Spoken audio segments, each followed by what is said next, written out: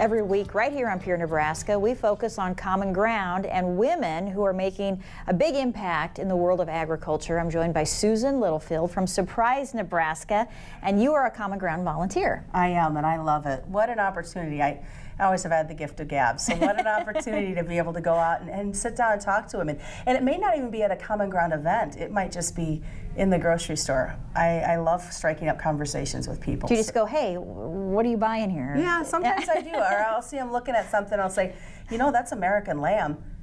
Well, yeah, why wouldn't it be? And that brings up the whole discussion of imports and where lamb can also come from. So I love that opportunity. Susan, what are some of the hot topics? What are you hearing now as you're talking to women in grocery stores and just around the state? What are they interested in? You know, the last couple of weeks I've had lots of questions, and maybe it ties into my job as well, but I've had a lot of women asking about H5N2, the avian influenza, and what that means, because they're thinking about buying, you know, chicken and turkey for their families, and they're wondering. And so I get the chance to explain that it's not transmittable.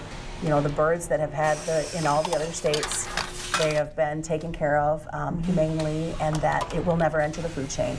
And that, I think, that's a peace of mind for that mom, knowing, okay, so I don't have to worry about feeding my family something that, you know, would make them sick. I mean, they're obviously going to be cooking it, you know, cooking it fully, so they don't have to worry about that. But they've wondered about what this avian influenza is. They also want to know about, you know, what happens on these farms and ranches and humanely of treating of animals, because that continues to be brought up again and again, you know, in mainstream media. So it's nice to know that there's other women like myself who can just sit down and talk about, you know, the GMOs, the raising of the livestock, why we do what we do every day on our operation, and how, you know, we treat them. I mean, that's our livelihood, so, you know, we're going to treat them to the best of our ability. Let's talk about your career being in radio, and you have a very important title.